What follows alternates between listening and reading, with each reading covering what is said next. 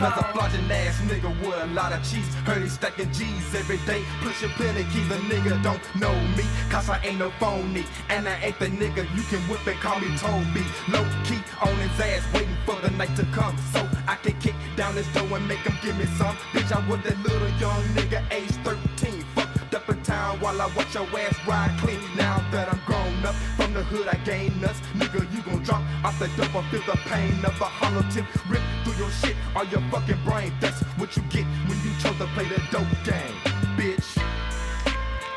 In the game.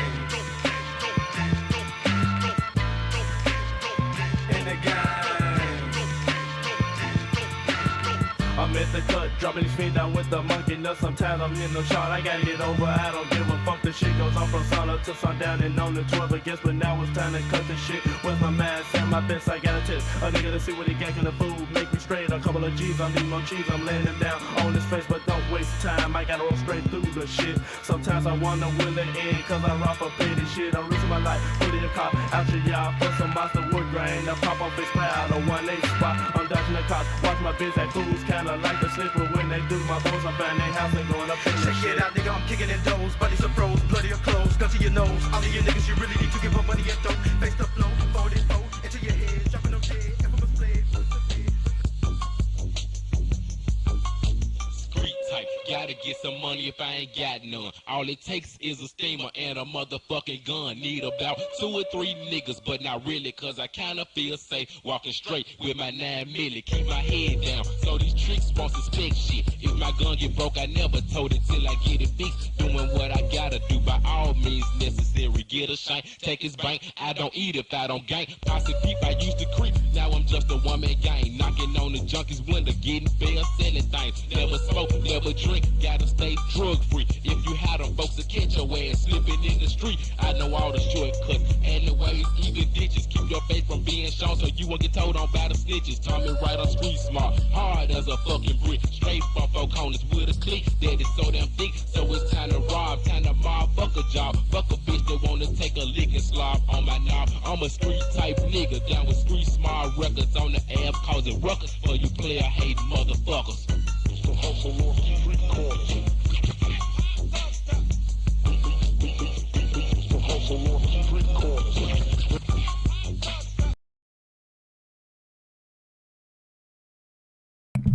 All right, we're about to get started. I don't know if anybody's going to catch this live. I assume probably not, but that's fine. We will rebroadcast this everywhere. So check out or wait for that. If you're watching this VOD later, this is going to be a good interview, I hope. Politics of Ape and Machine, Power as Organization book I just finished, actually, written by Joe Costello. I saw him talk live with Yasha Levine, and I'm very excited for this conversation. So let's get Joe on. Whoops.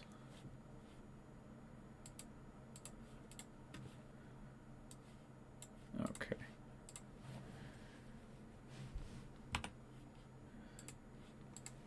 All right.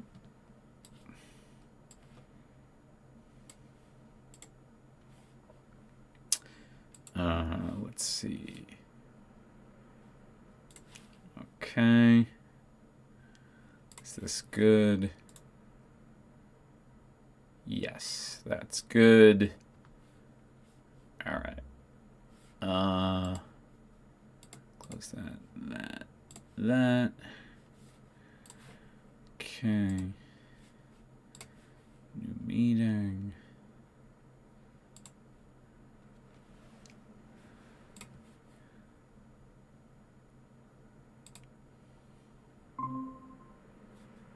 All right.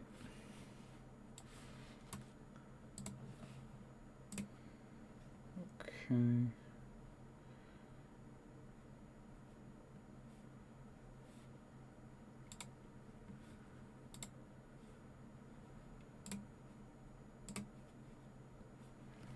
All right. We're going to wait for Joe.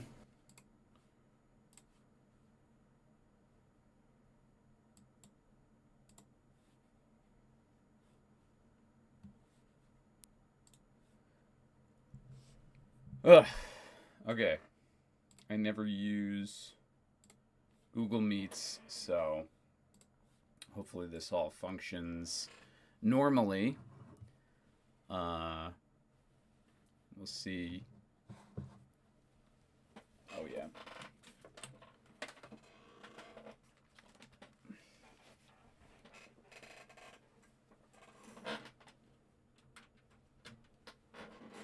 Okay.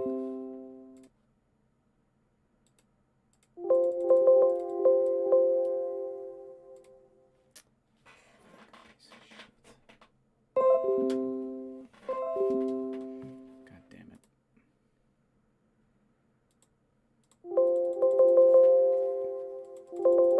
Okay, good. That's good. All right.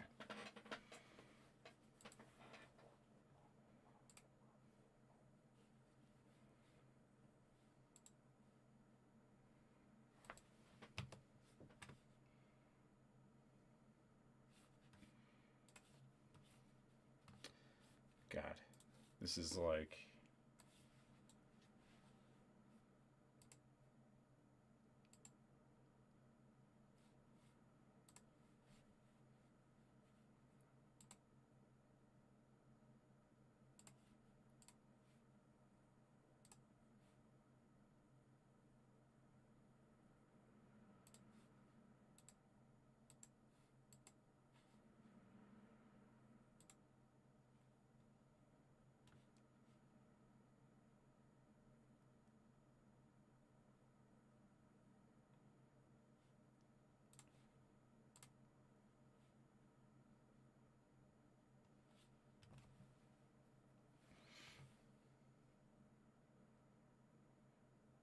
All right.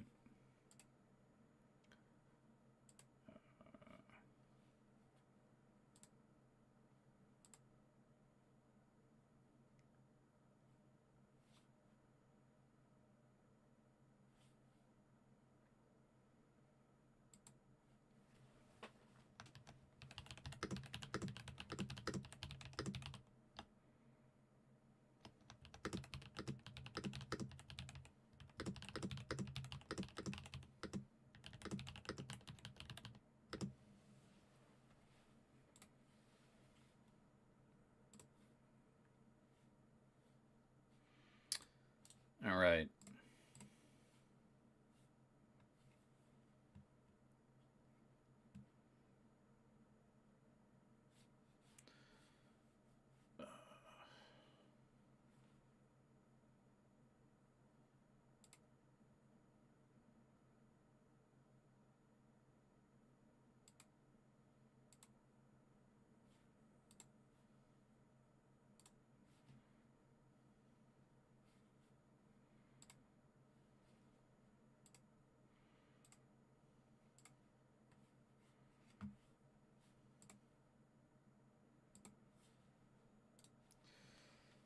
All right. Let's see where this goes. Gotta get my notes. Ugh.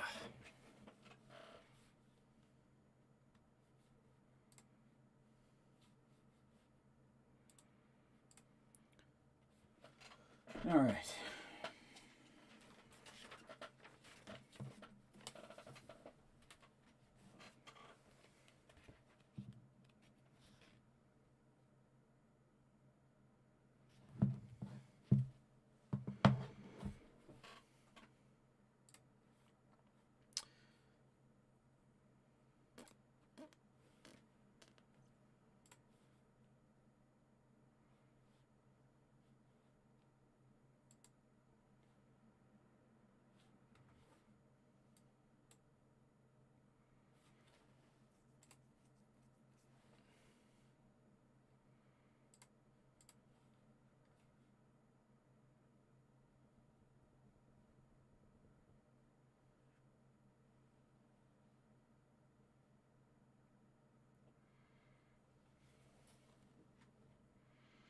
Hopefully the Lenin poster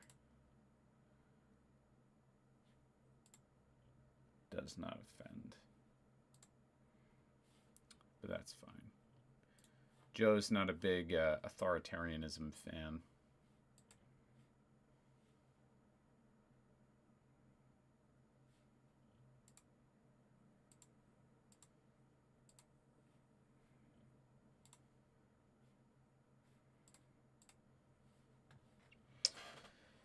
Yeah.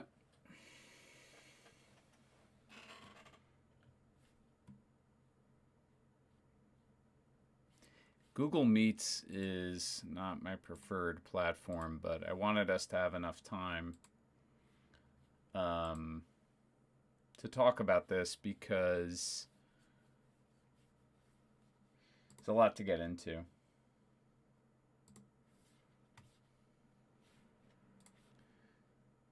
I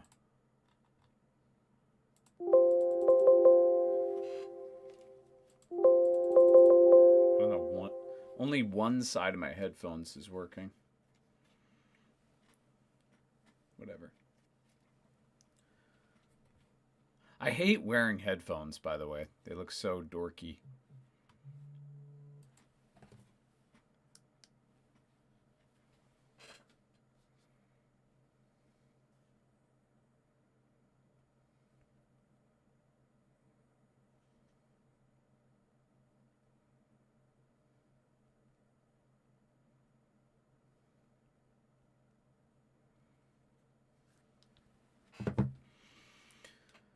All right. Come on, come on, come on, come on.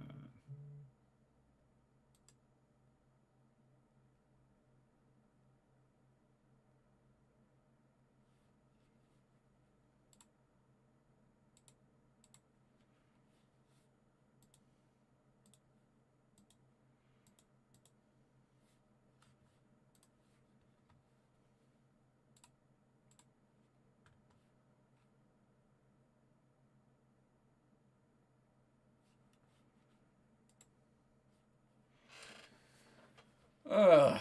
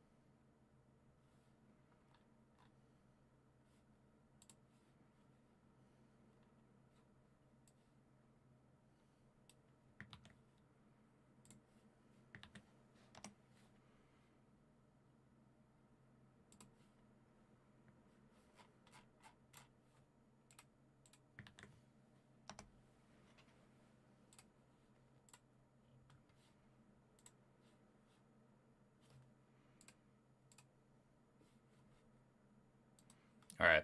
Joe's going to be about 5 minutes. Okay. Good news. Interview's still on.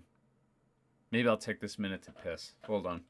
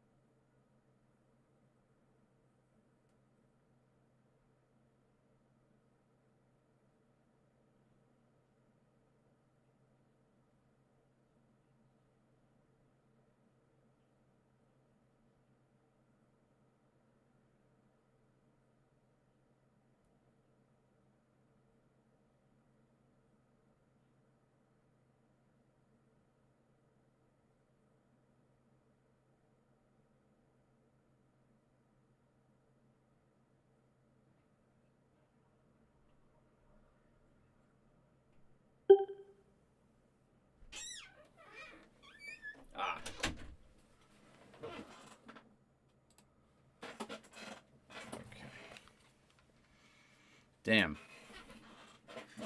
The Google surveillance is like really good. I guess they know as soon as you walk away that that they should cut you off. Yeah, so it's an interesting time to do this interview.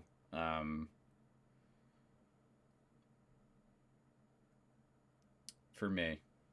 I'm actually taking a course in generative AI, which may or may not be a waste of time. I'm not really sure. I'm hoping it'll open me up to career opportunities, whatever that means. But yeah, it's like, I don't know. I'm definitely not an expert in any of the tech stuff. You know, I'm definitely like more of a history guy, humanities guy. But it's such an all-encompassing thing that, I don't know. I feel like I have to know more about it. Like, in other words, it's necessary for me to learn more about it. And it's intertwined with politics. It's intertwined with everything. So, Joe's book is not so much about, like, technical, you know, stuff regarding computers and AI or whatever, but it's more about, like, the implications of all of that stuff. He does go into a bunch of different domains, though. There's a lot of stuff about science in there, physics, especially. He's very interested in like not thermodynamics, but although he does go into that a little bit, quantum mechanics, which is like, I don't know anything about that stuff, you know. Actually, he talks a lot about specialization and the problems with the problem with specialized knowledge. And that resonated with me because I think I have like some like slightly specialized knowledge with history and political science, I guess, but I definitely do not have a generalized understanding when it comes to math, science, tech, any of this stuff. Yeah, I'm like totally out of my depth, but I don't think I'm alone in that either. I think there are a lot of people in the same boat as me. And conversely, like there's people who know a lot about tech and they know nothing about history. You know, I've come to realize in the last year or so, we're really in like the age of like a pure cult, I would say, of materialism. In the philosophical sense, and rationalism, which goes hand in hand with materialism. And, like, anyway, in terms of, like, the people in charge, you know, be they politicians or corporate oligarch types or whatever, you know, it's really, like, just a totally unabashed materialism, rationalist view of the world, like, very, like, there's no deeper meaning to anything. I don't know. And it's talked about in the book, like so much of their worldview is like divorced from everyday reality and everyday people. And we reap the consequences of that, unfortunately. So, I don't know. I had a feeling no one would be here. There's probably no reason to stream this other than to record it, and I could have just recorded it on Google through Google Meets, but I don't know. I guess I figured on the off chance somebody would be online, but nobody's online. But that's fine.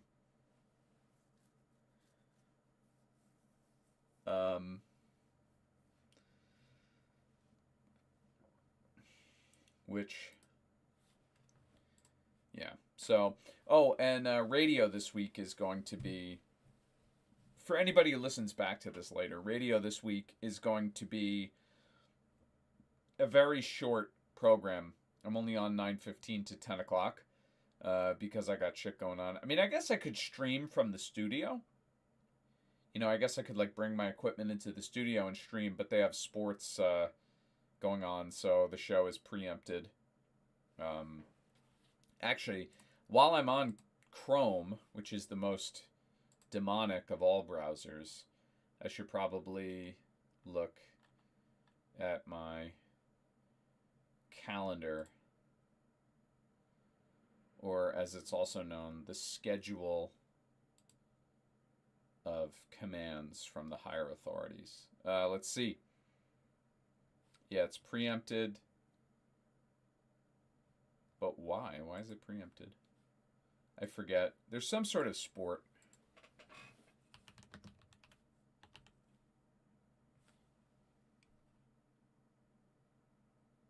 Is it basketball?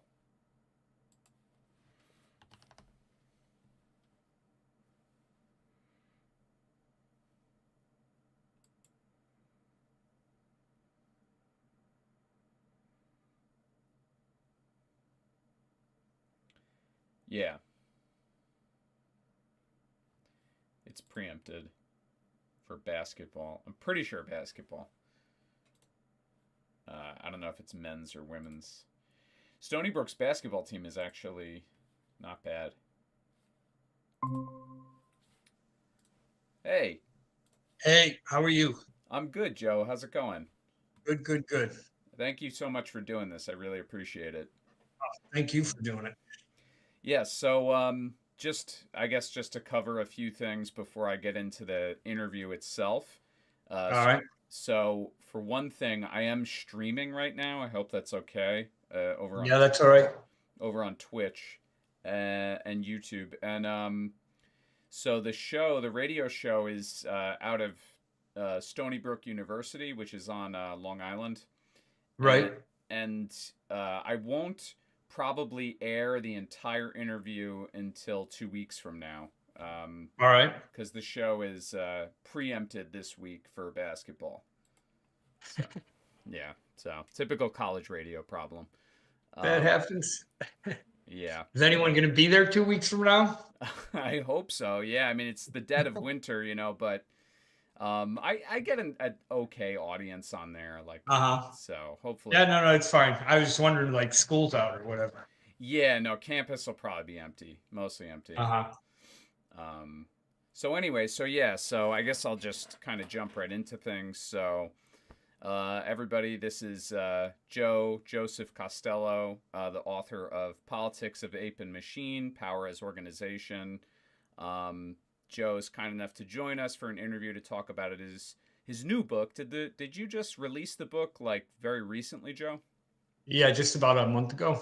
Cool. And yeah, I just finished reading it yesterday, and one thing that occurred to me to ask you about was the fact that it looks like, or you had mentioned actually in the book, that you developed this as like a series of separate works. Is that correct?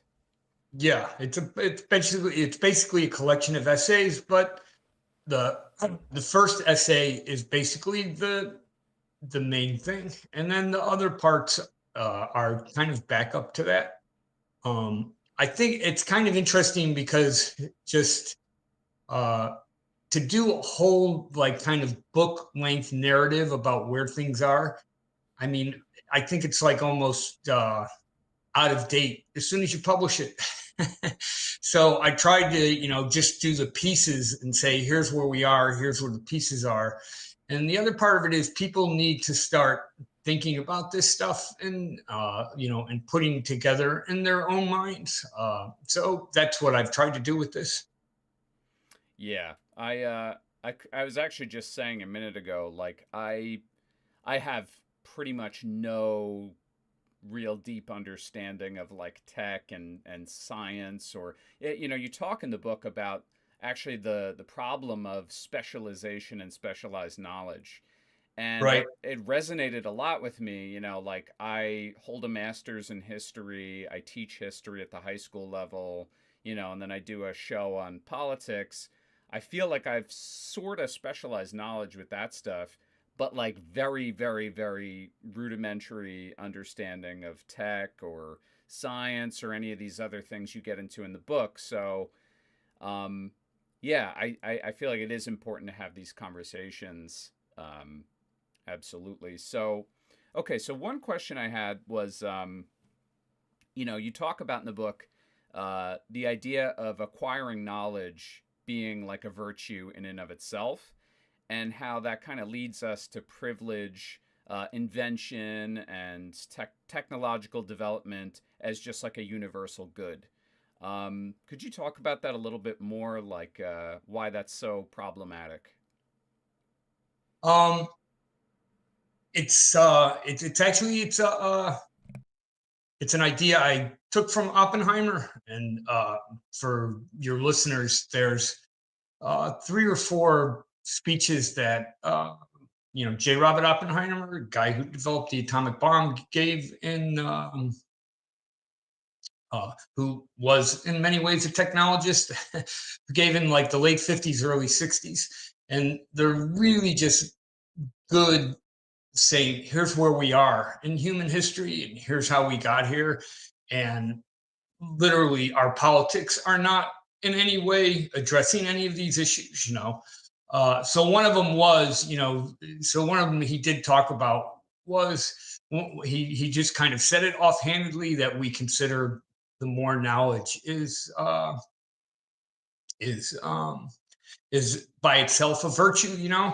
And certainly the Greeks thought that, but if you look at from a Western perspective, from the Old Testament, was biting the apple, the tree of knowledge. That was the great original sin. So there's that part of it. And the question is how we, and I'm basically of the opinion, yeah, that basically everything we can learn is a good thing. But that got transferred into the development of technology. So, because there's a difference between the science and technology, right? Science is kind of, here's how the world works. Here's how we work. It's an understanding of that.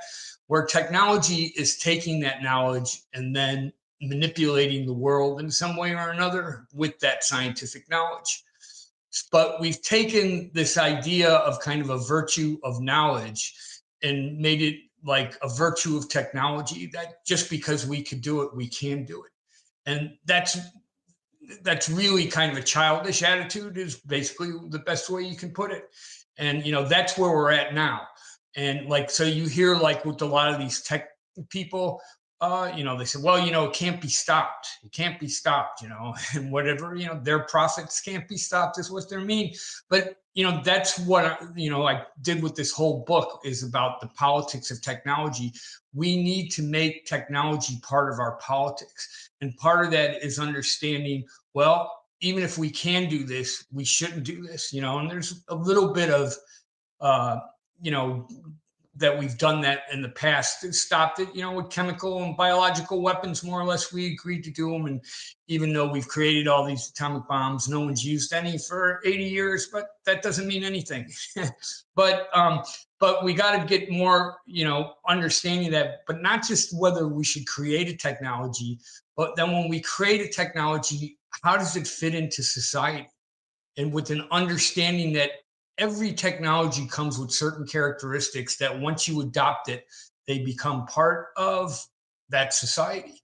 And so you have to understand that, and you have to understand, well, then how, if we're going to use this technology, do we use it to the best, and use it for, how we want to utilize it, for whatever way you want to utilize it, right? And so, for a perfect example, what is compute technology of the last 75 years?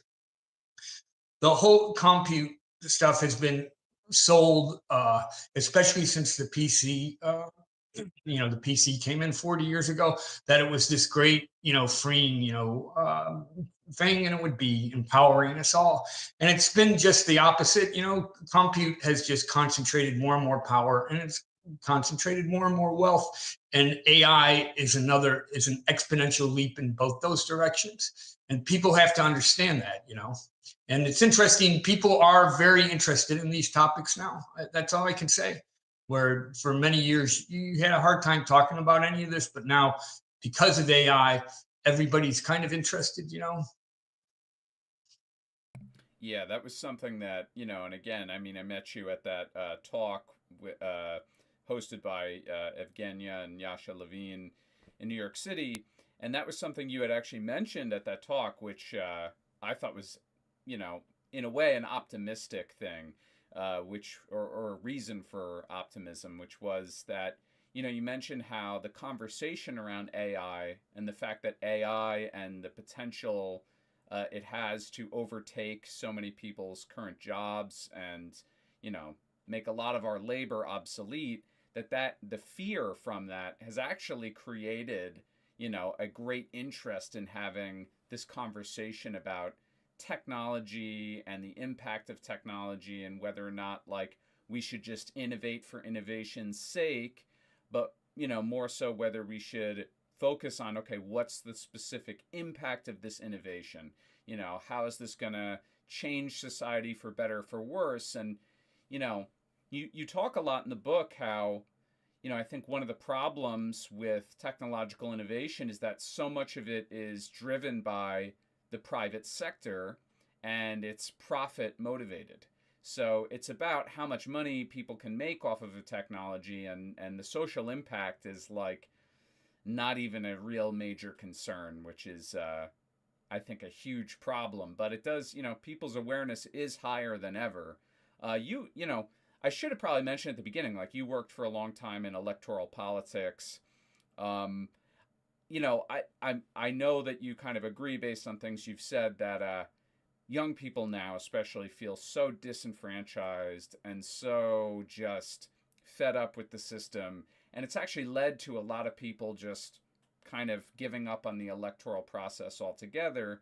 And I would say even going a step further than that, starting to lose faith in the idea of democracy at all. And you are like a huge proponent of democracy. It's kind of all over your work.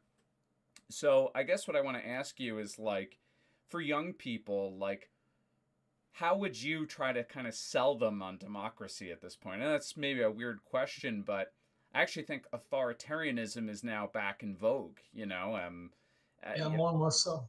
Yeah, and so how could you sell democracy as like the better system, or as you talk about it in the book, like a more distributed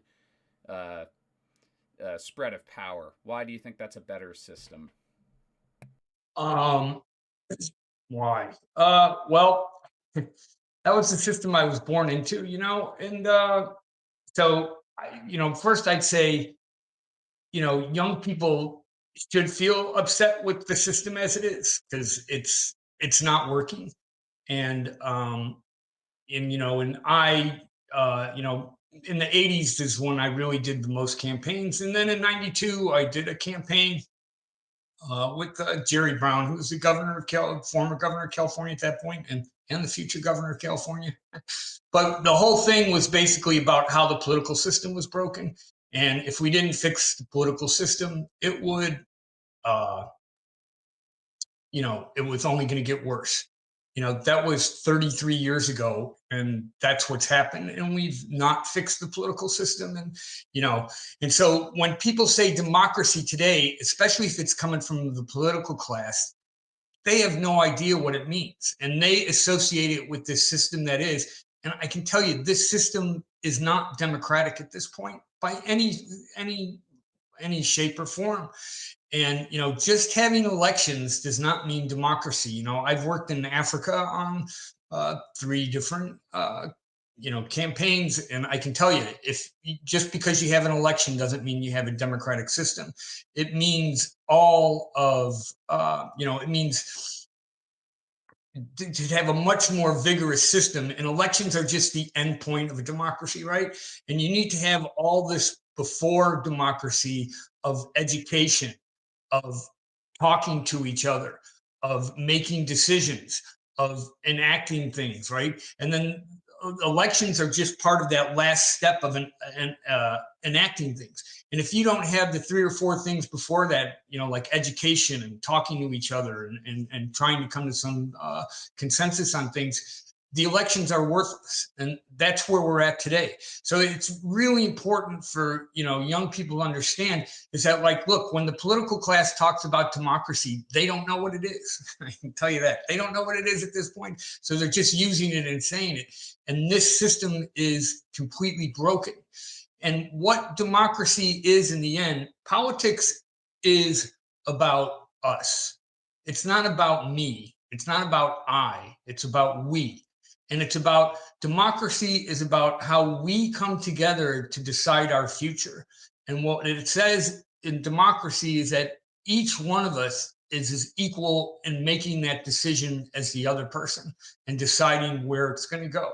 That's what's interesting about, I mean, not interesting, that's what's valuable about democracy. And frankly, I think that with all this technology and all this information, the only way it's going to be well utilized is through a democratic form. We have to create some kind of democratic form to allow this thing. Like, all this centralization is just a disaster. And everybody who thinks, all I can say about compute, right? So when you go and these guys, I mean, it's kind of funny, but and then if you listen to a lot of these people, they don't know anything except for the technology. And just as importantly, they only know how the technology works now. And once the technology gets entrenched, it keeps building on that thing, and it gets very hard to change. And so all these guys know that. So all you can say about compute, it's basically 80 years old, is that in that time, all it's seen is further concentration of wealth, further concentration of power. And now they're talking about taking away your job. And I have to say to people, and especially if you have an authoritarian system, how do you think you're going to live? Compute none of these guys have been to this point all about, well, Bill Gates hasn't gone and said, well, I made $50 billion and, I think it should go more to people who work at Microsoft and everybody else. None of them said that. Not one of them has said that. So don't think in any way that what's happening now with artificial intelligence, which is a terrible word for this, but it should really be looked at as automation. It's the next exponential step up in automation. It's going to be able to automate a lot of processes. So that's how we have to think. But how do we do that?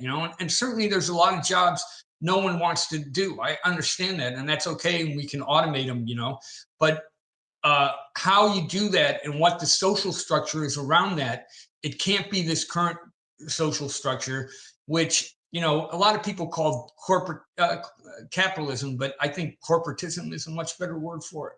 So it's sad because the system that we have right now, people call democracy, and it's not democracy. It's not functioning, and so now everybody says, well, democracy's failing.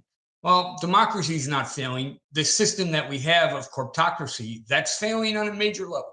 So that's what I would say.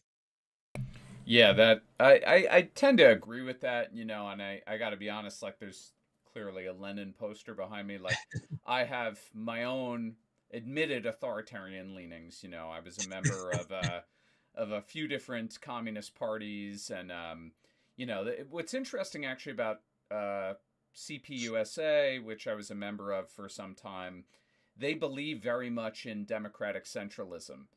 So within the party, so there's no such thing. I don't want to stop you, but there's no such thing. But go ahead.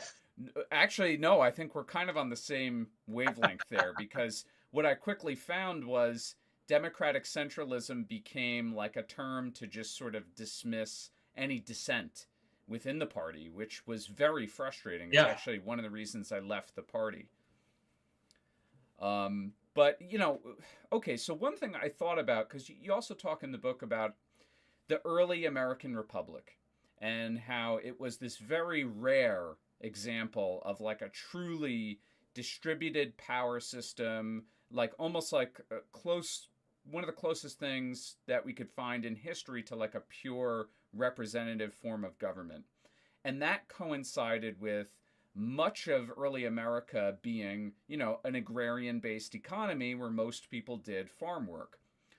You talk about in the book how our form of government is sort of out of date, right? And, it's Absolutely in desperate need of an update. And, I would agree with that. I think most people would.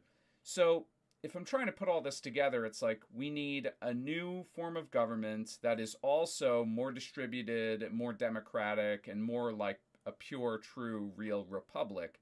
But I would ask, and this might sound a little cynical, do you think, or do you have faith that young people, especially people younger than me who grew up in this system, this is sort of all they know? This Yeah, top down absolutely. mechanism controlled by oligarchs, especially tech oligarchs, and in many ways, I think young people are less informed than ever, more isolated than ever. Like, do you think that do you think young people, let me just ask bluntly, do you think young people can really learn to behave socially, democratically in the current state of things? Yes, absolutely. So one of the things about democracy is uh, it's basically natural. It's basically what we are. We are social animals, you know, and but if you look at and and you know and technology has shaped us from the beginning, right? Like the 2.5 million years ago, our pre Homo sapien ancestors, they started chipping rocks and creating cutting edges, and then a couple million years later, they learned how to harness fire. Both of those things allowed a lot more nutrition and energy to get into us, which allowed the development of our brain. I mean, that's literally what happened. And then you had 10,000 years ago, you had the agrarian revolution, which was another technological revolution, and and it went from us being hunter gatherers and moving around most of the time to being sedentary, and everything developed at that time. Cities are a form of technology, or technic, as Lewis Mumford said. But it's like that whole thing. It's like how we come together. That's all part of, we're deciding how to do that, right? So in recorded history, we know there was the ancient Greeks, there was the Roman Republic, and the Roman Republic was the first 500 years of Rome, right? And everybody thinks of Rome, they think of the Roman Empire, but the Roman Republic went for 500 years and it fell at both the height of its wealth and power. And there's just so many similarities. And, that's where the word republic comes from, Republica, Now, that system, both the Greeks and the Romans, they were citizen assemblies. They were participatory. They weren't representative. They were citizen assemblies. And then it went for 1,500 years. There was no republics, no democracy.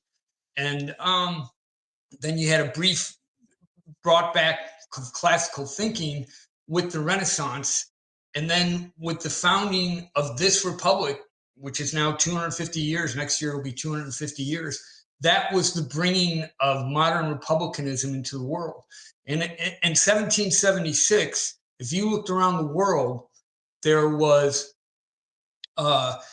emperors, kings, what have you, all the hierarchies, all the authoritarianism you want. There was no democracy. There were no republics. Today, 150 countries have republic as part of their official title. So that was like one of the great revolutions of human history. At the same time, we have limited experience with it. And that system is now broke, and it's failing everywhere. It's failing in Africa. It's failing in wherever there's republics or saying republics. It's failing here. It's failing in Europe. It's failing in South America. Okay, so there's reasons for that, and that's what we have to look at now. To get to your question here, so there was Hannah Arendt. I don't know if you know Hannah Arendt, but she was a great thinker, like one of the great small d democratic thinkers in history, right? And she noticed how during these various revolutions, spontaneously would form these groups, these councils, like they were in the French Revolution, they were in the American Revolution, these committees of correspondence and all these other things, where these participatory associations were founded. And they were in so you French and then in Russia, right? So you got Lenin there in the back. So they were the Soviets. The Soviets were the spontaneous of the Russian people, spontaneous organization of the Russian people, right? And had nothing to do with the Bolsheviks. And so when Lenin got shipped back after the February Revolution, and they saw all these Soviets. I mean, they were astounded by him. So like that's what everybody says. You know, like everybody's like the revolutionary parties are astounded when these independent councils form. And so they formed in France, which had no history of democracy. They formed in the Soviet Union, and Lenin, who was a brilliant guy, and and so the Bolsheviks took up the slogan "All power to the Soviets." And so that was the whole thing. Like they went and infiltrated the Soviets, and then when they grabbed power, they disenfranchised the Soviets and just enfranchised the party. That was the whole switch, bait and switch, and Soviet thing. So anyway, all through history, in Poland during the Solidarity movement, same thing. The Civil Rights movement in America, same thing. It was all these spontaneous and organizational things, these independent groups, like it was the small churches across the South that were the organizational base for the civil rights movement. No one talks about that. Everybody thinks about civil rights, just go Martin Luther King and Washington, the speech on Washington. But the real, where the rubber met the road was in the churches and in these little community centers across the South where people got together. So everybody can learn democracy. It's not any kind of hard thing. In fact, it is who we are. We are social animals. We talk to each other, but it's work. You have to do work. It's a lot of work. And we, in this society, gradually over time, over 200 years, we devalued that work necessary to be a citizen. So what you have to do is revalue that and then go and say, okay, we're coming together and we're deciding. So yes, the simple answer is yes, they can do it. The longer answer is, will they do it? I can't tell you that. Yeah, and that's an important distinction. Yeah. Right. So okay, so another thing that actually just came to mind as you were talking now. I gotta say, so for me, what pushed me more in the radical direction in terms of politics was, I was a regular sort of, I call it standard issue liberal, like in every way. Angry, I came of age during the Iraq War and the rampant, I would call it like naked lying of the Bush administration about that war. And I was just horrified. And so I was a very enthusiastic supporter of Barack Obama. And I was so happy to vote for him in 2008. And pretty much everybody I knew was excited to vote for him. I am from New York, but which is pretty liberal leaning in general. But yeah, so what pushed me a little bit more in the radical direction was the failures of the Democratic Party. And I would say that the hope that I had for figures like Bernie Sanders or AOC or now like Zoran Mamdani, I found that a lot of the hope and excitement I had about those organic, I would call them organic, movements within the party for more progressive change. And I would say they're the thrust of those individuals and what made them so popular and so exciting was the fact that it felt like they really represented the people, and it felt like they were really more democratic figures in a lot of ways than the establishment Democrats. And yet it seemed like all of them eventually were like swallowed by the corruption within the party apparatus and electoral politics as a whole. And so, yeah, I mean, I guess to get to the point or to really formulate this into a question, it would be like, would you say that movements like the Progressive Democrats and, Bernie and Zoran Mamdani, would you say that those are should we be a little bit weary of trusting individuals like that, or should we try to rally behind people who appear to be more progressive and more democratic oriented and just hope for the best? No, that's not a good idea. Mandani, I'll leave him aside here because he's not even in office at this point, so we'll see what happens. And he's got a very tough job. Look, very difficult job to be a mayor in America at this point. But that is where, if you want to change American politics, you need to change it at the local level, right? And so one of the things is organizationally that's really, really important that we're finding out, because so all over history and our politics comes from, this hierarchies, and information was controlled by hierarchies, and like, I said before, most of our recorded history, all we knew is hierarchical systems of kings and aristocracies and emperors and things like that. So, we don't really understand democratic organization. So that hierarchy is pyramid shaped, and it's like at the top, they have the power. And then at the bottom, nobody's really got any power.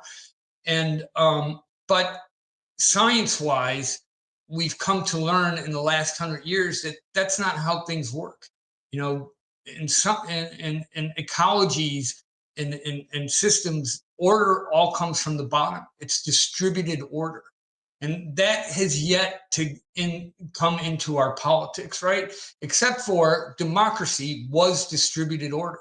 So we have some understanding of that, and so that is what we really have to do. And that's, the subtitle of my book is organization is power, because it's what people have to understand. Everything that you want to talk about in politics about right now is about reorganizing. And so you have to reorganize the structure of the society and create it more distributed and more participatory. Okay, that's easy to say, not so easy to do, but it can be done, and it has been done in the past. So now, I was in the Democratic Party. I came up, and I was this kid from the South Side of Chicago. On my birth certificate, it says father's occupation. It says machine operators. And when I was 19, I went and dropped out of school and worked on the Ted Kennedy for president against Jimmy Carter in 1980. And I went all over the country, ended up last month I was in Los Angeles for a month, which is very heady stuff for a kid who's 19 years old. And, but what I didn't realize at that point was that was the end of the New Deal coalition. Really, Teddy's campaign in 80 was really the last gasp of the New Deal coalition, right? Which had run the country for a good, 40 years. So, that's a pretty long time. But nothing ever replaced it. And what happened, Reagan came in, and that was just really, people don't realize the 80s, we're still living with what was created in the 80s. So now that's 40 years later, right? And there's been no alternative provided in that 80 years. And then when Clinton came in 92, he just capitulated to all the Reaganomics stuff, right? So then by the time, and the Democratic Party walked away from its roots as being part of, more of a working people's party. And, and it said, oh no, we're all about, markets, and this is how everything's going to work. And the era of big government is over, and all that. And there were no alternatives. And then in 2016, so then, and across that time, you had the whole deindustrialization of America. I'm from Chicago. In the 80s, I was doing campaigns like in Decatur, Illinois, and Rockford, Illinois, in Kankakee, in all these, medium-sized towns in Illinois.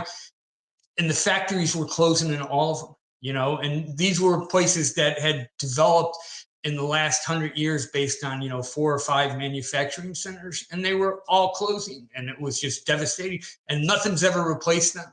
Okay. Nothing's ever replaced them.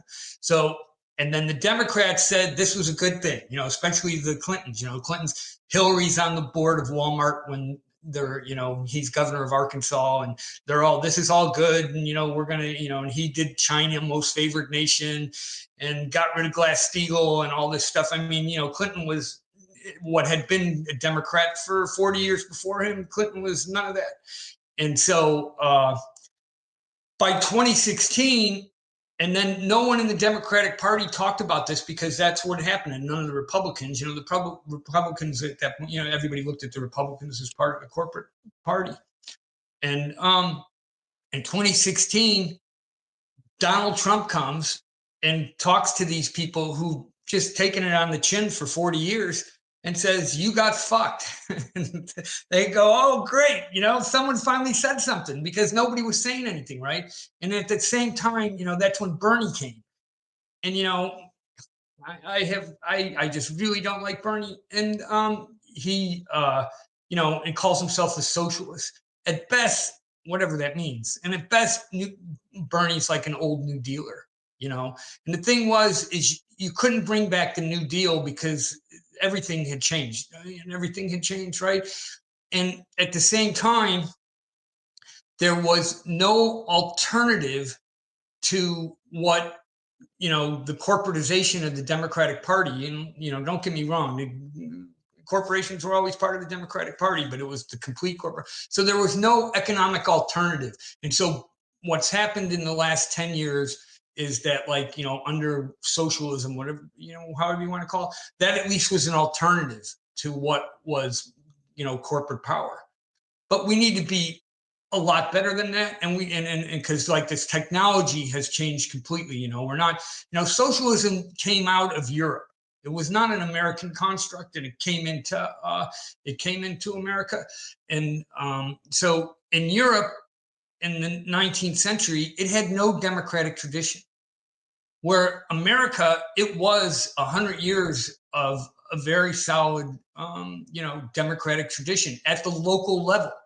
There were town councils and town meetings, and that's where most of the politics in America, Lincoln really was the one that brought the federal government, started more into it. But for 80 years of the beginning of the republic, no one had any dealings with the federal government. It was all local. That's where it was. And like Hannah Arendt, who I talked about before, she talked about the real mistake of the American Constitution was that it didn't talk about the townships. It didn't include the townships in its government order. And so they eventually lost power. So anyway, I look at socialism at this point, what people throw out as socialism is just as a, alternative to what is, but not a very well thought one, and we're not going to go back. This world is a lot different than it was 150 years ago. So the answers aren't going to be the same. And for the answers, first off, there was a lot of problems with the answers. I mean, look, Marx had a lot of great ideas, understood completely what was happening with capitalism in a lot of ways, right? But a lot of his theory and things like that were just completely, no basis in reality whatsoever.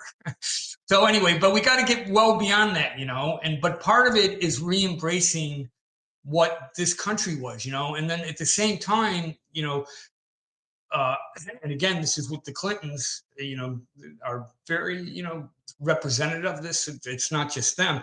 The Cultural Revolution, which came out of the America's 60s, it was a very bourgeois movement. It was run by people who were empowered already. And they never thought about restructuring the organization. They just said, here's the present table, and what we need to do is put more women on there and people of color, and that's it. But that wasn't good enough. And so, and here we are, and we see that there was big problems with that. So now this is just where we're at. We have to figure out how to do this, and we need some thinking on it, and to go back 150 years and to complete saying, well, this guy had all the answers to what was a technological thing, industrialization, then that's wrong, because the technologies are different today than they were back then. So anyway, we need a lot better thinking about where things are. I understand how people could grasp onto, these old things, but they're not sufficient. Yeah, and I agree with that assessment of the the progressive left, and their seemingly, like, I would call them like empty answers to our current problems. And that's why, when they come to power, a lot of times, like, I mean, it's not just their fault either. I think congressional politics, and you talk about this in the book, it's so corrupt. And it's so, like, it's so poorly, I don't know, I don't want to say poorly designed, but like you talk about, like it's designed for a different period of American history than this one, and so Congress just doesn't function.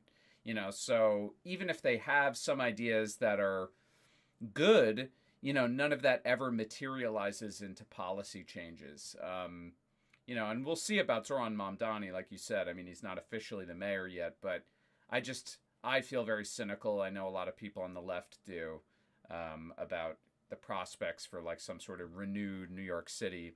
But I wanted to talk a lot about, or a little bit about, the stuff in the book about specialization.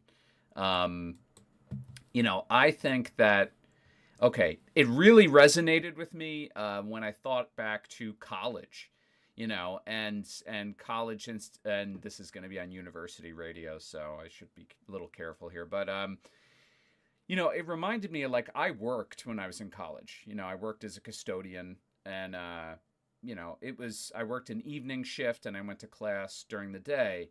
And I remember, like, I would speak with professors sometimes about, like, hey, I have work this night, or I have this going on, like, to try and, I don't know, get them to understand. Like, I remember my college professors would ask me, like, oh, it'd be like a course requirement. Like, you have to attend this guest lecturer who's coming to the school on such and such date at such and such time. And I would say to the professor, like, hey, I have work. I can't attend this special lecture. And they would say, well, it's mandatory for the course. And it just felt like these people lived and operated in a reality that was, like, divorced from my reality completely. Like, they had no concept of, like, what life is like for, like, a regular working person. And it's almost like they very much that stereotype of, like, the ivory tower. Like, they're all with their learned colleagues talking about very, very, very specialized knowledge, but it just has no connection to the real world, quote unquote real world. So reading this in your book, you're talking about the problems with specialization, and the need for having a more total knowledge. But I also thought about how, like, I think this might be why trust in institutions in general is so low right now. And I saw this a lot during COVID, and I have a little bit of a different take on COVID in that, we're really lucky that virus wasn't worse, because it would have killed way, way, way more people, because people were they just had no trust in what the government or what the healthcare, established order was telling them, and they were just flagrantly ignoring, like, the advice. And it's understandable to a point. There was a lot of, like, confusion and incorrect assumptions being made, and outright, obfuscation of the facts. But I really think, like, trust in institutions is so low because institutions are, like, not connected with, the real world and real people anymore, and it's because, I think, partially because of this, this privileging of specialized knowledge that we have now. So do you think that's why, like, trust in institutions is so low today? Yeah, certainly part of it. Certainly part of it. And I mean, that's modernity. It's specialization. And I used to kind of blame Adam Smith, division of labor, and say, like, it was his, thing. But it actually goes back to the scientific revolution, around the 1500s, right? Because science became very specialized, because it was the only way you could really know things well, is to just know a little bit about it. And I mentioned that those Oppenheimer speeches, and he goes into this. He talks about this. It's people thought about it, but so and then the thing is with modern, the modern economy, and that also everything became specialized, along with knowledge and then what you could do. So you could be very successful in America, extremely successful by just knowing one thing. Just like knowing one little aspect of how things work, you can make a lot of money or you can make a very comfortable living. And you do not have to know anything else. And a lot of people don't, which is a problem. Um, so now, part of this is like our knowledge and how we do this. And again, this is one of these things that we have no really good thinking about how to deal with this. And as you said, and I agree 100%, it's part of what's causing all these problems. Like we're not being able to deal with this stuff. So how I've looked at it is politics is the generalization. Politics is how we need to connect all the specializations. And how do you do that? And so that general knowledge needs to lie in our politics, and it doesn't at all. Well, I mean, our politics is brain dead for the most part. So we've got to figure out how to do that, and that's part of what we have to figure out, right? And this is what kind of drives me crazy more than anything else is the technology and stuff like that. You have these people who are think of like these incredible things and are able to put them in and stuff like that, but socially we're dead and politically we're dead, and our political thinking is just dead. Like I said, with Bernie and AOC and everybody that wants to call themselves socialists, all of a sudden, okay, granted, for 30 years, 40 years, there was no alternative to corporate thinking. And then they just brought this forward. It's lazy. That's all I gotta say. It's lazy. We've got to think better than that. And then it's not that part of that older thinking can't be part of what we're doing, but we've got to know more than that because it's different. It's a different era of where we're at.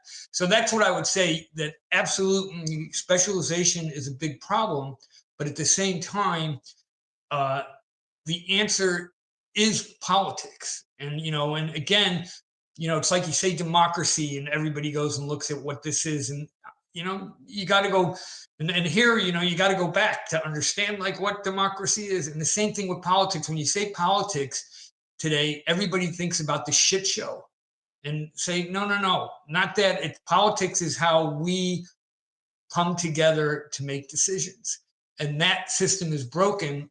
And in ways, this can be the most exciting time ever in this because we can rethink about how to do all this, now there's a lot of forces that don't want anybody thinking about this, most of them, so we need to, but that's what we need to do. And, it's just a tremendous opportunity if it's looked that way, and it's not easy. I'm not telling anybody it's easy, and it requires work. And and it's work that's not valued right now, which is kind of a problem. But part of the problem, part of what we need to do is we need to once again value the citizen and say, okay, there's value in this. And again, that's like, well, how do you do that? Like I'll tell you one thing, like this universal basic income that just like drives me nuts, because those people are just going to be tossed to the curb. I mean, what are they going to do? What do you do once you got your income? And again, this is where democracy is part of the solution, because democracy is about distributed decision making. And so part of what we need to be in the 21st century, and it was what we always were, but more so, is like decision making. Like one of the things about power, one of the great things about power is because you're able to decide. So now you got to just bring that back down and let everyone be part of how things are decided, not just about like, okay, how you produce things and consume things, but also deciding how this is all done and deciding the structured society. And in that sense, there's more opportunity to kind of, design something new than there's been forever. And, but we're not doing that. We're not even looking at it that way. Yeah, it's funny because I'm thinking a little bit about the part in the book towards the end where you're talking about, I think it's the second to last chapter, where you're talking about the Oracle of Delphi, and the modern incarnation you compare to Oprah. And Yeah, yeah. yeah, and then today, I would say a lot of people, and you sort of mentioned this too. They look at like finance and tech people as oracles. I think they even call oh God, what's his name? Buffett. Yes, the Oracle Yeah, yeah, of Omaha, right? Warren Buffett. yeah. Right, right. And it's sort of just it's quite frightening actually. Like I encourage everybody in the audience, and I actually you too, Joe. I don't know if you saw it, but Alex Karp, who's from Palantir, he gave an interview with the New York Times, some sort of like live on a stage with a live audience sort of deal, and he's basically like falling out of his seat, like twitching, gyrating. He looks like he's on amphetamines or drugs or He something. And probably is. right, he probably is, and I'm watching him answer some kind of benign question, and the whole thing is like really, it's almost like a movie. Like he looks like a crazy person. I showed it to my wife, who's a social worker, and I'm like, this guy looks like he should be one of your clients, and he looks like a client who you would recommend for a higher level of care. Like, and yet I read an article, and I had to pull it up. It's from the Irish Independent, and the headline was like eccentric billionaire Alex Karp bets the farm against the logic of markets. Like it almost doesn't matter how bizarre and crazy these people Yeah, really absolutely. are. It's just, well, they're rich and successful and they have specialized knowledge, and therefore they know what they're talking about. And Right, any ridiculous thing they say, it's actually just an eccentric billionaire, like right. so I don't know. I mean, maybe could you give me some insight into that? Like, why do you think people have just developed this? I would call it bizarre amount of reverence for these figures. One thing is, I think that is changing, and that's part of what I'm talking about with this AI. That is changing. People are finally not trusting these people, but look, it is America, and along with being the republic, it was one of the founding nations of industrialism, and money in America has always not been a considered a bad thing. And we've and now this goes back goes back a long way. So these guys are now totally unaccountable, okay, because the corporations control the federal government, and they just say the craziest things. Sam Altman, Bill Gates, go down the list, right? So again, this is where it goes with this specialization that you're talking about. These guys don't know anything else. Most of them don't know anything else. Like, at least if you went back 100 years ago, 80 years ago, especially like the physicists that are responsible for this whole thing with the quantum mechanics and the whole quantum revolution, like Oppenheimer, they were well educated in Greek thought and just history, and they were much more. Where these guys, Bill Gates spent 50 years behind his screen just worrying about how he was going to take everything over with Microsoft. That's all he did. He didn't know anything else, So then he finally retires, and he decides he's going to go talk about whatever the fuck he wants, which he's done. But he's got $50 billion in monopoly profits. He is a convicted monopolist. That's what I try to remind everybody. And he says whatever stupid thing he wants. And I'm not against anyone saying whatever stupid thing they want, but when you have all this wealth and power behind you to do it and to then start moving it that way, I have big problems with that. And the big thing was, and here's where we lost it. This is where it goes back to, and I talk about this in the book. With industrialization, like, we had an agrarian republic, so the Constitution, when it was created, was 90% of America were farmers. Okay, 90%. So that had an definitely impact about what these institutions were creating. And then industrialism basically was kind of born at the same moment, and the institutions that we created never responded well to industrialism, and the real kind of move to try to save the old republic was with the populists. and they've turned populism into a bad word here, but it comes from the populist movement of the last few decades of the 19th century in America. And that was the small farmers who were trying to keep, and they were enfranchised, politically enfranchised, and again, most of the government at that point was at the local level, and more at the state. Washington still wasn't that big a part of it, but the railroads and the telegraph allowed the consolidation of markets and the control by the Eastern banks. And the populists thought, like, how do we do this differently? How do you control this technology? And they lost. I mean, they just lost. And which is unfortunate for it all. But there was thinking about that, and that's really kind of some of the first, politics of technology was from American populism. And so from that point on, the corporations just started taking over.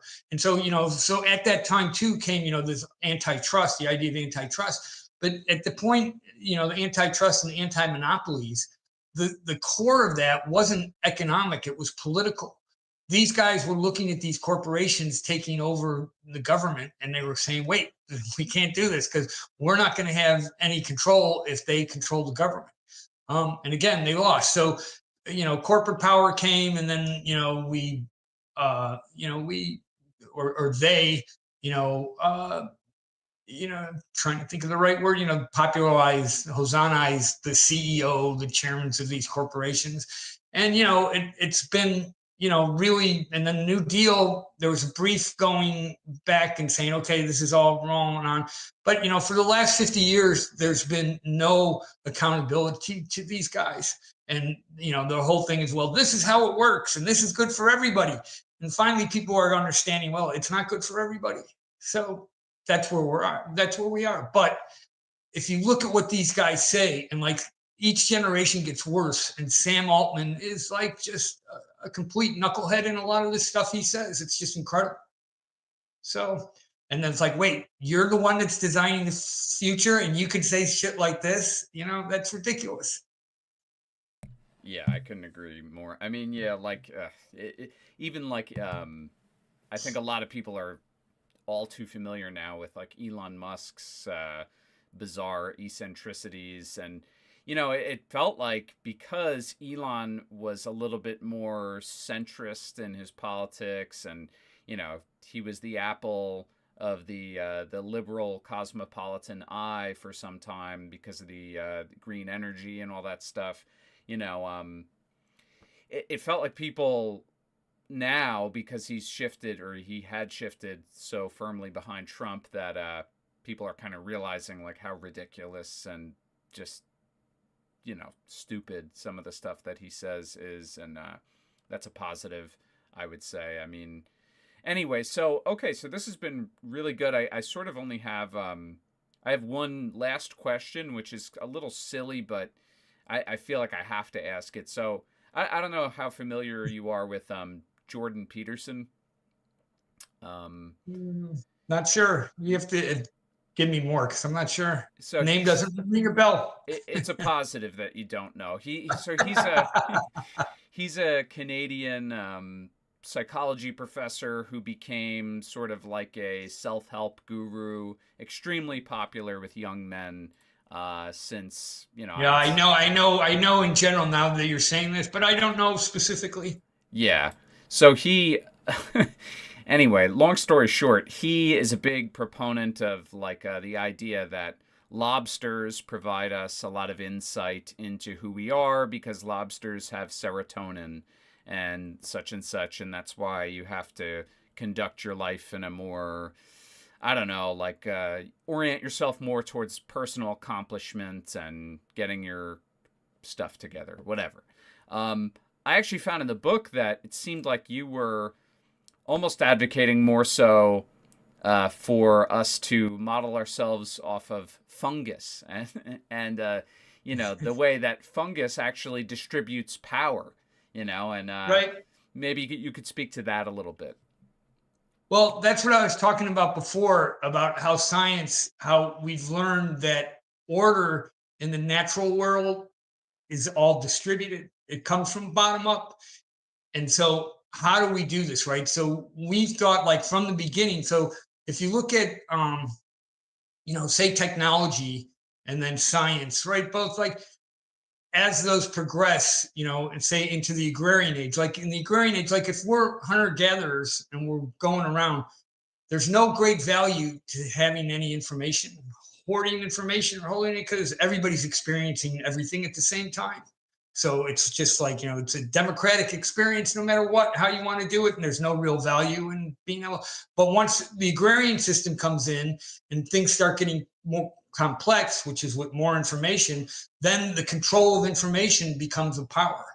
And so that has just continued forward now for 10,000 years. And now we're with this new technology where it's all like just, massive amounts of power. I mean, massive amounts of information. And what these guys are building is these systems so that they're the ones that control this information through the whole thing. I mean, very centralized control. It's so funny, fucking lobsters. But, we're social animals. That's at heart, we are social animals. That's what Aristotle said, humanity is by nature a social being. The Greeks learned that, and so, and the whole thing, especially in the last 100 years with modernity, you can add all sorts of things with this. And so one of the interesting things, right, is that today we are less responsible as an individual for everything we interact with on a daily basis, from lying in bed, you didn't make that bed, getting up, going to the bathroom, you didn't bring that water into the house, going to work, in the car, you didn't build that car. These are all collective things, yet what we go and try to go and say, but you're an individual. And, so I think part of it is like the reaction to this massive, what is really collective society is try to bring up the individual. Like they know like the individual, like, oh, but you're still an individual. And it's all bullshit. I mean, it's just literally all bullshit. And the thing that's important, and I can't say this, more, emphasize this more, is that our identities come from our collective. That's all of our identities are collective, whether we want to acknowledge that or not. And the whole thing is to be part of creating what that larger system is, to have a role in playing that and designing that, and then acknowledging that. And that's what democracy is, right? And so what, if you go back to the Greeks, and it's very important, because this is an interesting. You talk about socialism and all this stuff, but if you go back to the Greeks, there was a distinct, and the Romans, there was a distinct thing between the public and the private. And in the private, that was basically the household. That was a yeoman farm, and you had control over that. Today, that doesn't exist. Nobody, there's 1.5% of America is involved in food production today, as opposed to 90% who were farmers in 250 years ago.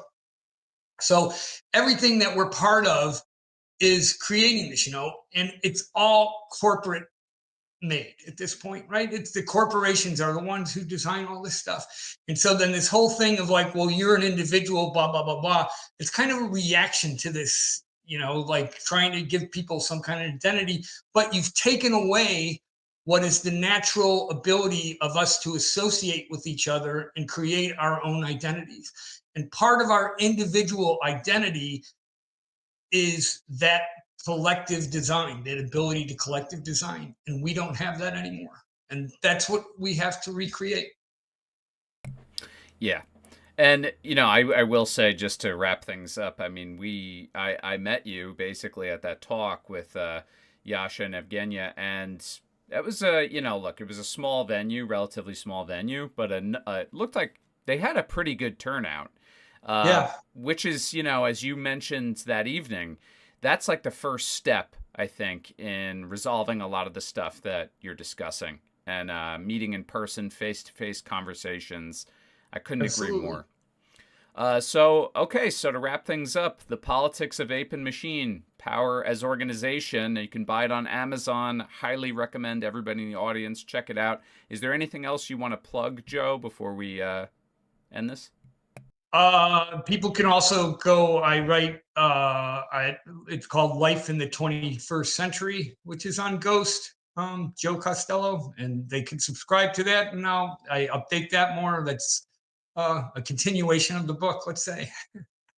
So that's that. And then otherwise, yeah, the whole thing is people need to come together and face to face. That's the most radical politics that of this era, you know. And I'm going to be, you know, going around and talking, and if I'd be happy to talk anywhere people are interested after this, just drop me a line. Excellent. All right. Thank you, Joe. And yeah, hopefully we'll get to talk again in the future. This was really cool. I'd be happy to. All right. Take care. Thank you very much, Ben. Later. Oh, that was cool. I wish fucking scumbag Google Meets didn't fuck with my goddamn microphone. Can you believe that shit? It's so ironic in a way that we're talking to Joe about like technology and the evils of technology and so forth, and there I am needing to rely on Google Meets to talk to Joe because thank you Trailhead. By the way, this is the book, Politics of Ape and Machine, Power as Organization. Really good. I posted the Amazon link on Discord, but in case you guys didn't get it, I'll post it again in the chat. I had a lot of fun reading it. You know, it's one thing I didn't get to ask him about, actually, which now I'm like, ah, shit, is the fact that he weaved so many different things together in the book. He talks a lot about cybernetics, talks a lot about the populist movement, that kind of stuff. But check it out. Yeah, Google muzzling me. Dude, I couldn't do Zoom because I didn't want to pay for the premium, because I believe now it's not just a monthly fee. You have to make the, or maybe it's $13 if you pay for it annually. But if you don't pay for it annually, I think it's more. So I was like, well, fuck that. That's like scammy, you know? So I figured I would go to Google Meets because it's free and it's easy, and we were exchanging emails over Gmail anyway. And then I go to Google Meets, and it's fucking with my microphone. It's artificially turning my microphone down, which is so infuriating. I'm going to have to edit it in post-production. I'm going to have to turn my mic up. I guess I could take these off now, too. You know, so I'm not going to stream much longer. Oh my god, it's like so much better without stupid fucking headphones. But I do want to tell you guys a couple things. So first of all, please check out the debate that we had the other night about Venezuela. That's over on the Twitch channel and on YouTube. I don't know. It was fun. You know, there's a lot that I didn't get to there, but, you know, check that out. We're going to republish this Joe interview, and I got to fix the audio, but go check out Joe's book. Struggle Session Radio is on Tuesday. It's I'm preempted because of basketball, so the show's not going to be on until 9:15, and then it's only a 45-minute show. So I'm probably going to have Joe's interview in 2 weeks on the radio, or 3 weeks, something like that. So yeah, so we'll be on there at some point with the interview with Joe. And then I'm going to be debating this kid. God, what's his name? He just joined my Discord. Castle. I think Castle Guard on YouTube. He is center left. We're going to talk about Ukraine and some other things. I'm trying to get that to happen Friday. Okay, yeah, he says he's good for Friday. So Friday 7:30 debate with Castle Guard / conversation Ukraine, so on and so forth. Would StreamYards be better? Yeah, I should just use StreamYards. I guess I was like hesitant to ask Joe to do that, you know, and I'm not as familiar with it, but StreamYards would be good. A lot of times I just bring people on Discord, which is really easy. Ugh. But listen, you know, the few of you guys who came today, I do really appreciate it, and I'm glad you got to hear Joe because, I mean, he's a really interesting guy, and it's actually really cool that we got to talk to him. There's Alistair. Alistair popped on the other night during the Venezuela debate. Yeah, man, Alistair, I just finished up an interview. When you have some time, check it out. We talked to this guy, Joe Costello. Really interesting sort of dude. He wrote this book, Politics of Ape and Machine. And yeah, I highly recommend you check that out. It has been a while, my friend. I hope you're well. Alistair and I, for those of you out there who don't know, we both debated Destiny and Wick about the Houthis, like, Jesus, it's been over a year, some time ago. And was it 2 years ago? Something like that. Yeah, and, you know, wow. You know what I think about Alistair sometimes with that debate? Is the fact that both of us were basically arguing that the strikes on the Houthis were not going to do anything to sufficiently dissuade them, and that diplomacy would be a better strategy. And we were both called like idiots and retarded for like arguing for that. And now the Houthis are still striking vessels, and in the summer they like hijacked and scuttled like 2 different ships, and airstrikes and attacks on leadership, attempted decapitation strikes, all of that stuff have all failed to do anything to stop them. Now it looks like the UAE's backed militia in Yemen is gaining ground, and my guess would be that they're probably going to be utilized in some way to carry out attacks on the Houthis. We'll see, but yeah, Destiny hates Muslims, dude. Destiny, man, Destiny is a bad guy, you know what I mean, in a lot of ways. He really is. You know, I went from thinking Destiny was like a piece of garbage to then maybe thinking that he was just, I don't know, not a piece of garbage, but doing it for the views, to now I'm like totally back in the camp of thinking he's a piece of garbage. I mean, he really, like the Israel stuff, it's fucking crazy how anybody who's a liberal could even like begin to support or be a fan of that guy after all of the Gaza war and all the things he did. Like, history will not look fondly on the people who supported Israel during the Gaza war. Like, they will not be remembered fondly.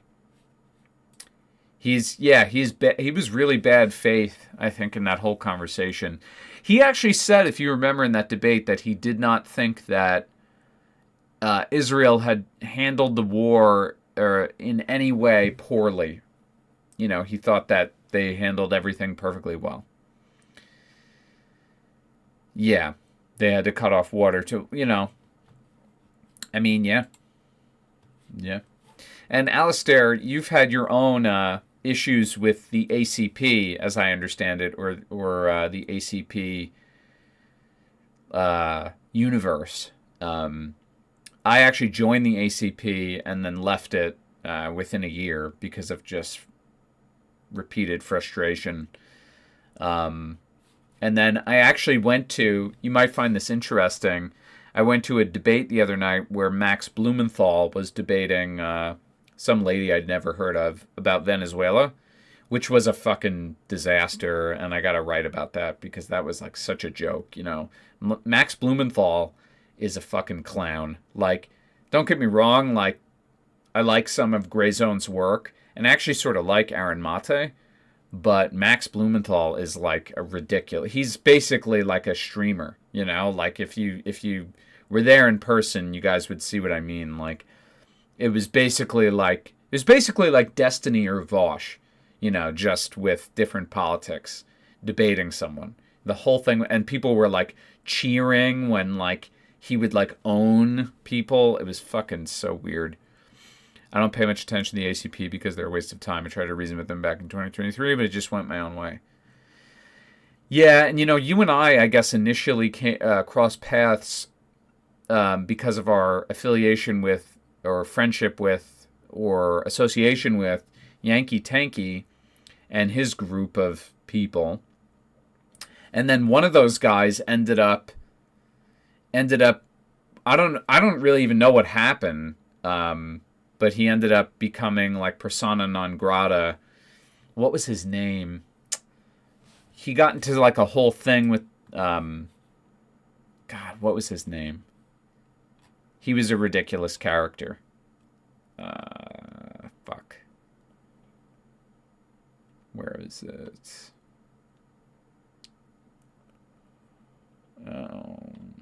It was kind of funny. I hope I can find it, but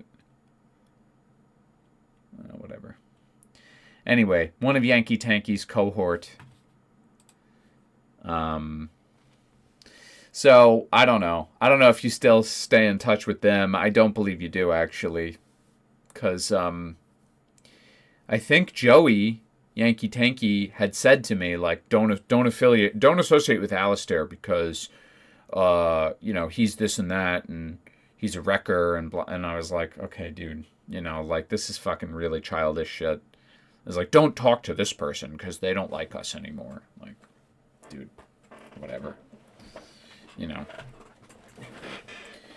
Do you think Israel will take America down with it in the end? Is there ever a point where America actually does cut ties?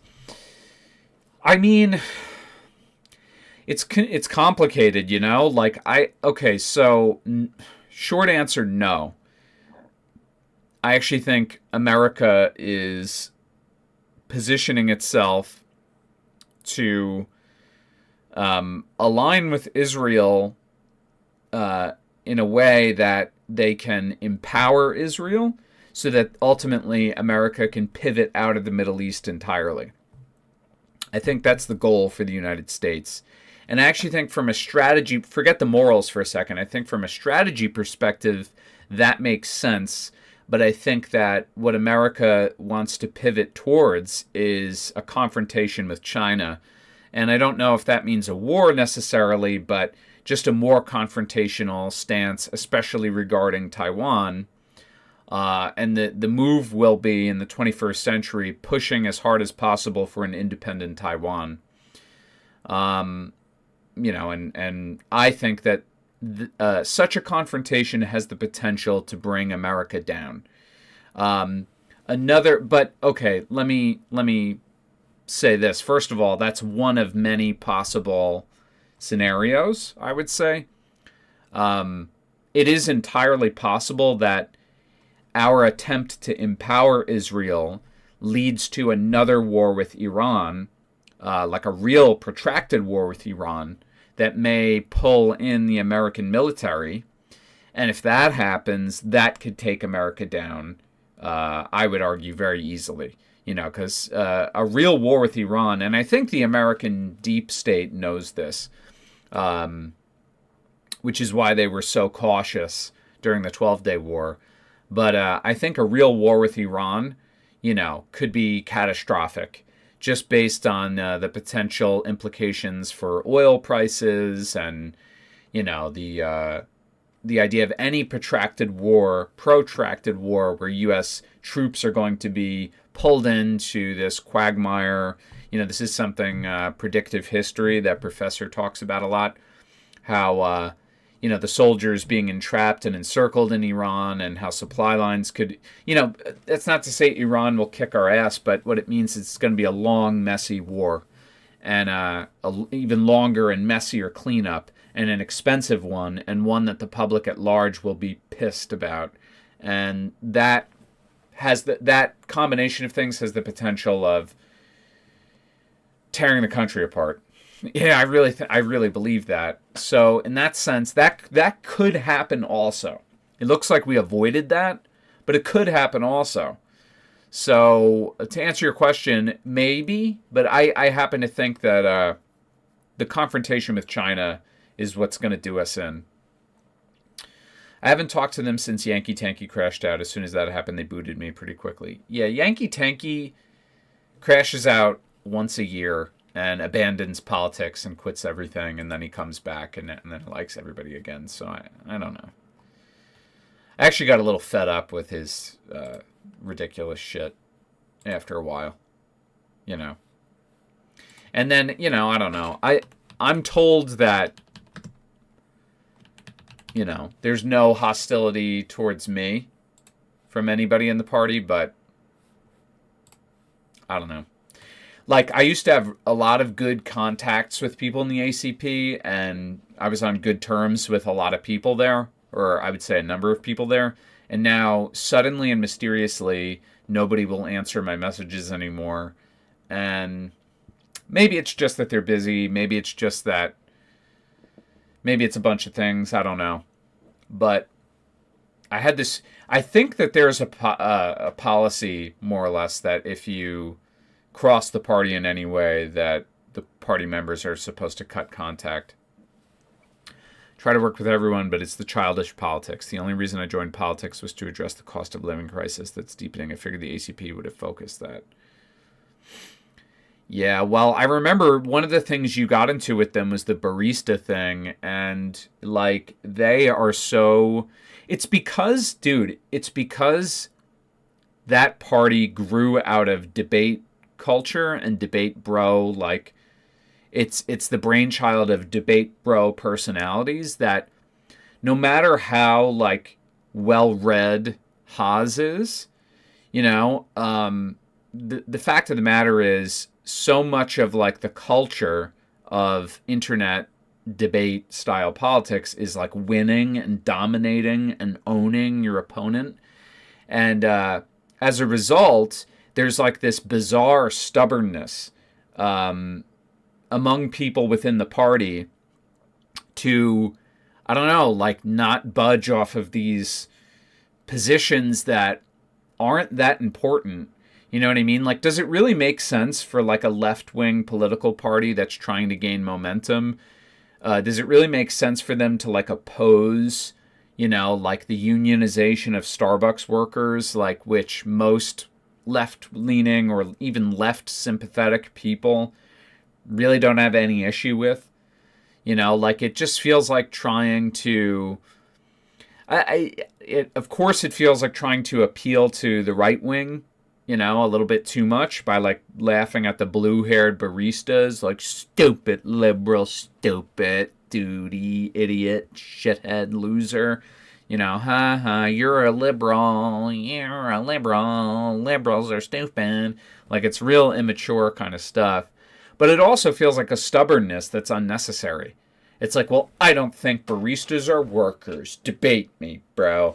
It's like Charlie Kirk kind of fucking Steven Crowder, you know.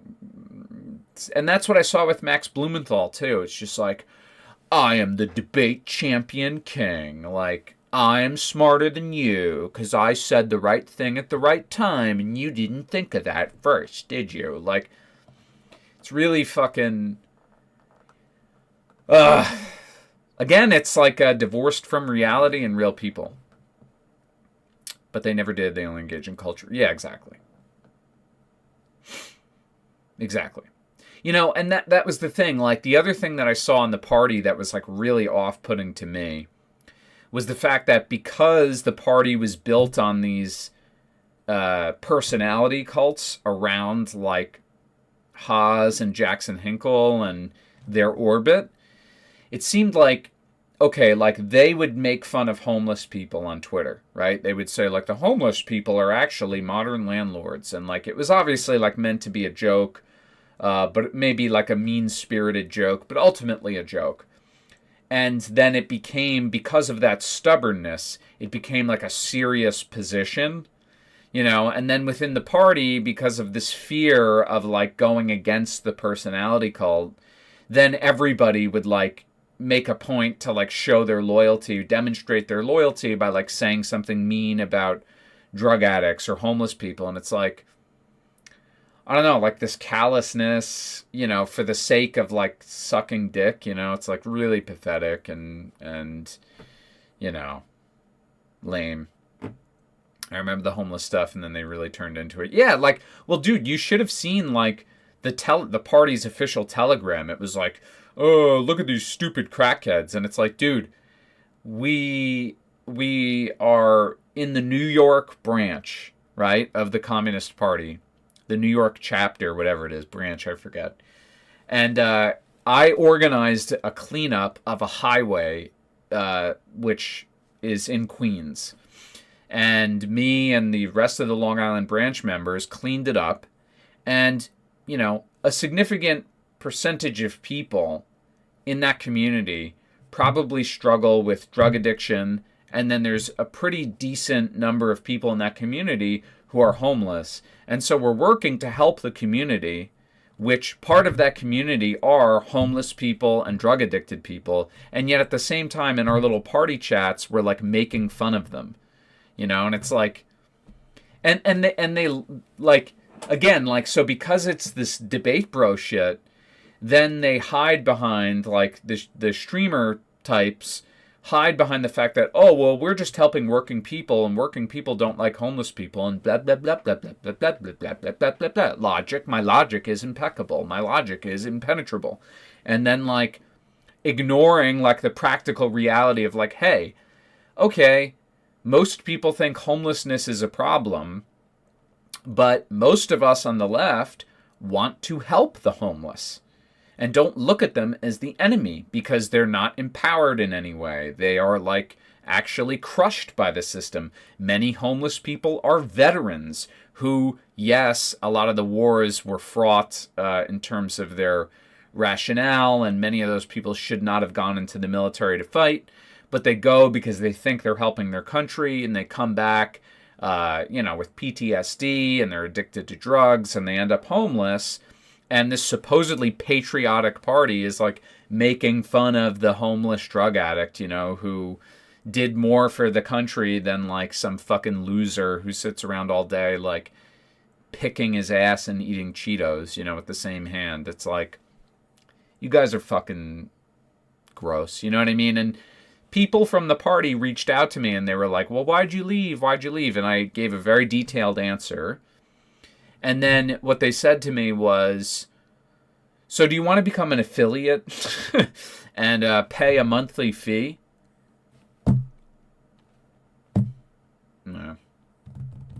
They wanted me to pay a monthly fee to say I was affiliated with the party or something like that. I forget what the offer was. I always wish they would acknowledge this honestly, but they don't. I do charity work. That's one of the things I support. Do you think corruption in unions has gotten worse, or was it something that was always overblown?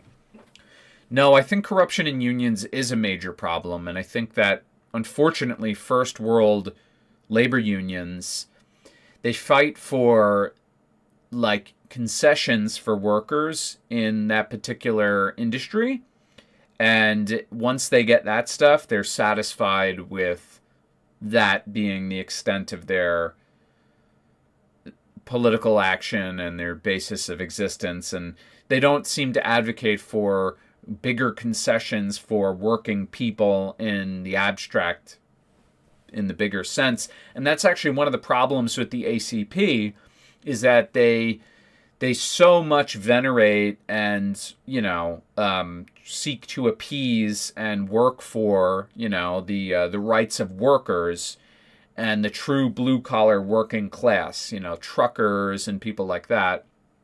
And that's all well and good, but, like, they shun, like, service sector people and stuff like that. And, like, we should advocate for all people who are, quote-unquote, like, working class or the underclass, because the way that the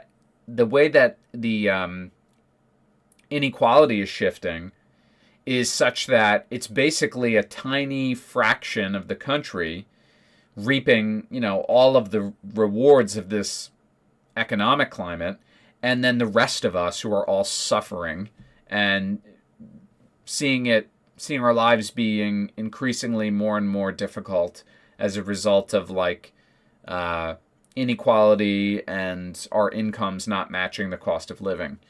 And so, yeah, so now we're all disenfranchised, and here these fuckers are like arguing about the difference between a barista and a trucker.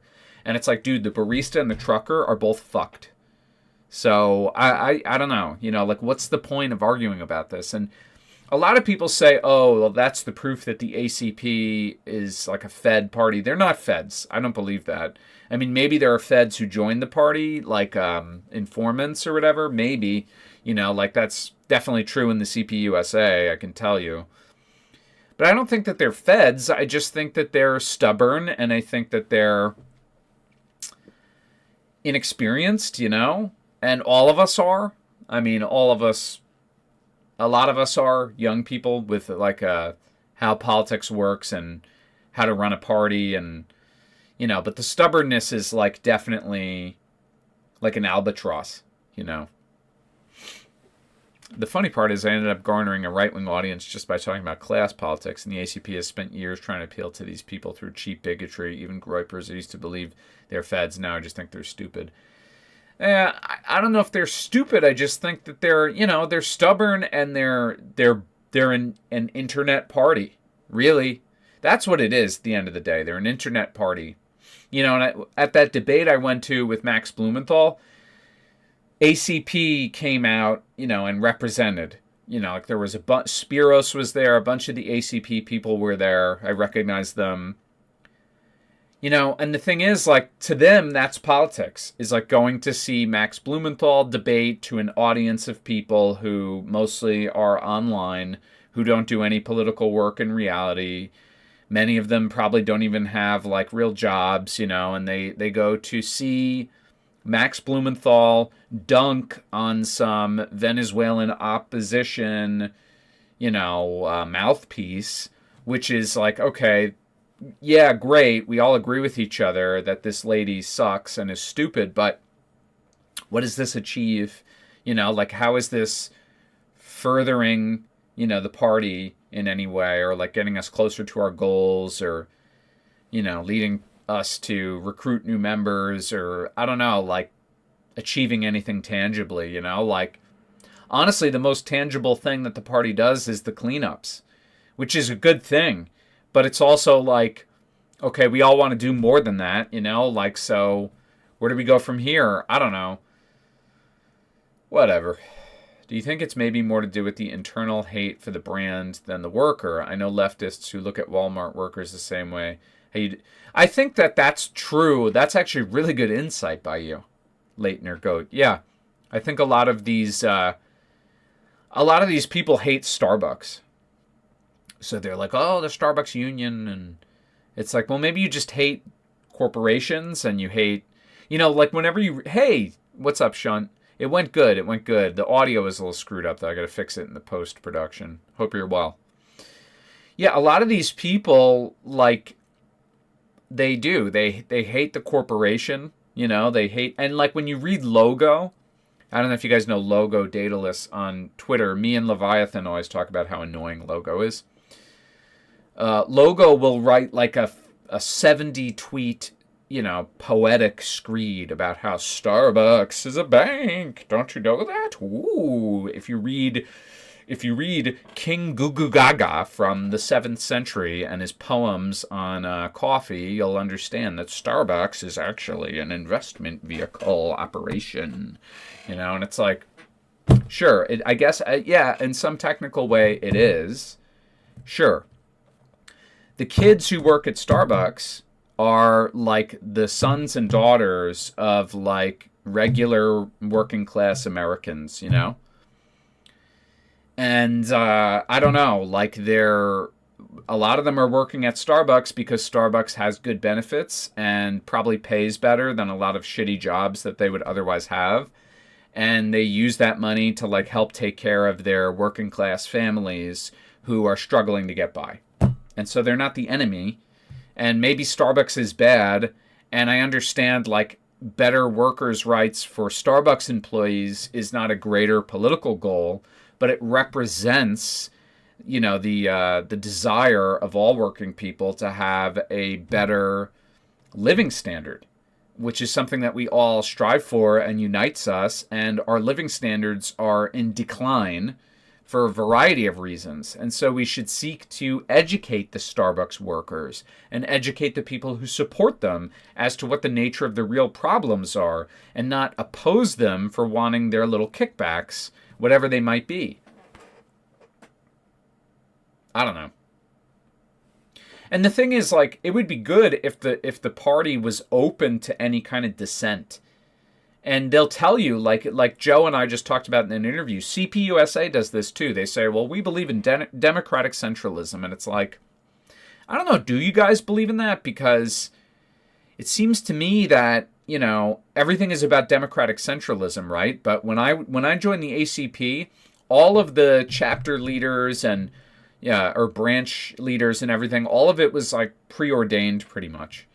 And everybody was like firmly put into positions of power, and the expectation was that you just agree with the official line, and if you don't, there's like this risk of being like chastised, and like there's no spirit of like open collaboration and good faith disagreement and any of that. And you're right, it is performative, Alistair, you're right. They're very focused on that. They're focused a lot on how they look, and that's what I mean by it's like an online party, and that's fine to an extent, but it's also very limited in its ability to enact any kind of change or be a force in politics, I mean, like, it's kind of cool that Haas got to go to China and Russia and all that. That's great. But, well, what difference does it make at home? Is the ACP, like, growing in terms of its significance and influence and power domestically within the United States among the left wing or anywhere? Is it growing in that sense in any meaningful way? Or is it becoming more insular and more guarded and more gate-kept and more narrow-minded and weaker because of the stubborn insistence on this like weird purity testing and, I don't know, like inherent bias of all members to just agree with leadership so that you can move up the ranks, and it's, whatever. I mean, what else can I say? I think I hit all the important points, but so it's fucked. Alistair is back in the Discord. So anyway, I'm going to repost this interview, guys. I got to edit the audio. Sorry about that, but thank you guys for tuning in. The left suffers from over-socialization, reaching the illusory masses rather than talking about what matters to the people. They're chasing the image of the working class. Yeah, I said this to Nikki. I've talked about it so many times. Left-wing politics is not full of like normal people. It's full of weird people. And weird people who have no connection to like what it is to be a normal person. And that's what makes left-wing politics and people on the left, like that's what makes them so unappealing to regular people. Anyway, all right, let me get out of here, guys. I will be back Friday to debate. Well, Tuesday to do the radio, and then Friday to debate Castle Guard. So go and check that out. Maybe I'll stream again between now and then. I don't know. I've been having more fun streaming, so hopefully we can make that happen. But thanks again for tuning in. Alistair, it's good to see you again. Shunt, Trailhead, Lazul was in here before. Very cool. Random pull. Leitner Goat, thank you so much for your questions, comments. You guys are the best, and I'll see you all real soon.